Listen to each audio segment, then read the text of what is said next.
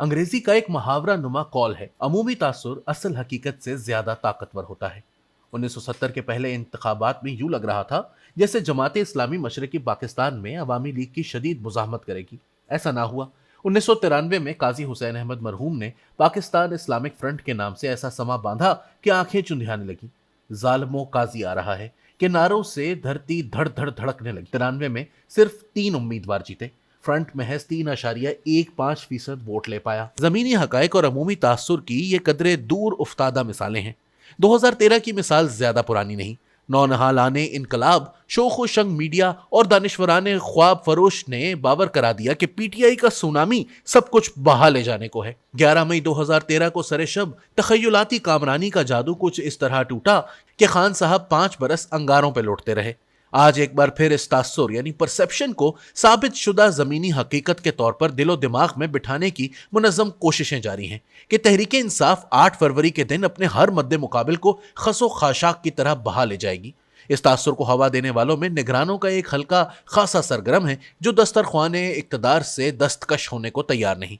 मकसद सिर्फ ये है कि पीटीआई का हवा खड़ा करके इंतखाबात को आगे धकेल दिया जाए। अप्रैल 2022 में इमरान हुकूमत खत्म हुई तो गैलप पाकिस्तान के सर्वे के मुताबिक 57% पाकिस्तानियों ने खुशी का इजहार किया। इनमें 63% खवातीन थी।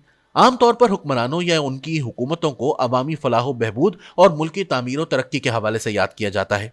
खान साहब के 4 साला अहद से शायद ही आम आदमी की कोई आसूदगी बख्श याद जुड़ी हो। 2022 के मारूफ ज़िमनी इंतखाबात को भी इस तासुर की एक दलील गर्दाना जाता है जब कौमी असेंबली की 8 की 8 नशिस्तों पर इमरान खान ने खुद इंतखाब लड़ा। 6 में कामयाब रहे। पंजाब असेंबली में भी नुमाया सबकत हासिल की। मुस्लिम लीग नून का कहना है कि पीटीआई के मुनहरिफीन को टिकट देने के बाइस उनका वोटर घर से नहीं निकला। आदादोशुमार इसकी तस्दीक करते हैं। इन ज़िमनी इंतखाबात में पोलिंग की शरह सिर्फ 29% रही, गोया 71% वोटर वोट डालने नहीं आया। आम इंतखाबात में यह शरह 51.7% थी। एक और तासुर या मफरूजा ये है कि इस मर्तबा नौजवानों का एक लश्कर जर्रार पहली बार वोटर बनने जा रहा है। यह बहुत बड़ा मुगालता है। पिछले 4 इंतखाबात में नए वोटर्स की शरह कमोबेश यही रही है। गुज़िश्ता इंतखाबात 2018 में नए वोटर्स की शरह कुल रजिस्टर्ड वोटर्स का 18.7% थी। अब यह शरह 2.2% कम होकर 16.5% रह गई है। ये हकायक भी दिलचस्प हैं कि 18 से 24 साल की उम्र के जवान बहुत ज्यादा जोशो जज्बे से वोट नहीं डालते।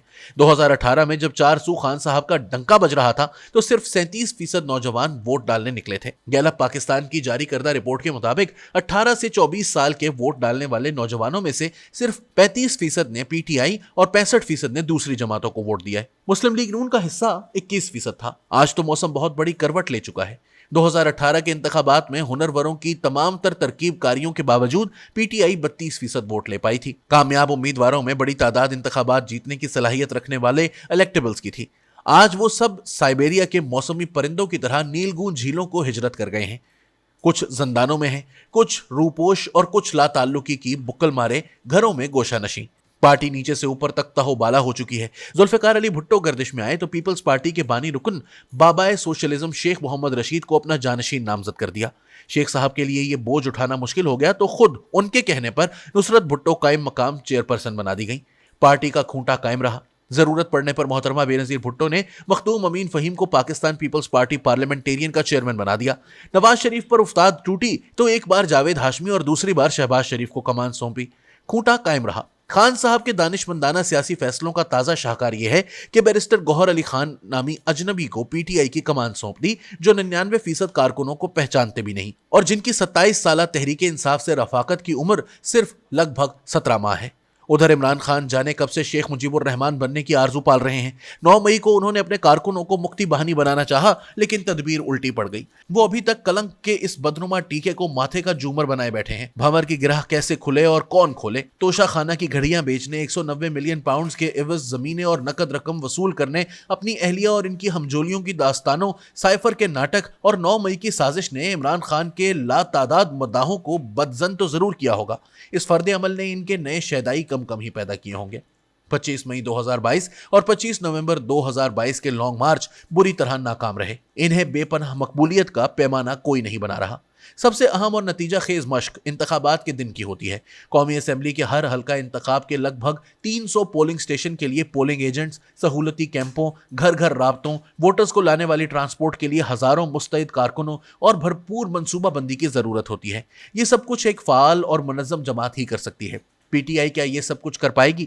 زمینی حقائق کو اپنی آرزو یا مفاداتی اینک سے دیکھنا اور دکھانا فریب کے سوا کچھ نہیں۔ شہر شہر، گاؤں گاؤں، مختلف حلقوں میں جماعتی امیدوار بڑی حد تک واضح ہو چکے ہیں۔ پی ٹی آئی کی مشق جانے کب شروع ہوگی؟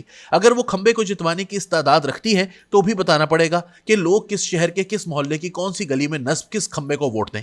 بہت ہی تلخ سہی لیکن در و دیوار پہ کندہ حقیقت یہ ہے کہ اپنے سربراہ کی بے حکمتیوں کے باعث پی ٹی آئی پنجہ آزمائی کی سکت کھو چکی ہے۔ آج وہ کسی بڑے انتخابی دنگل نہیں، اپنی بقا کے مارکے سے دوچار ہے۔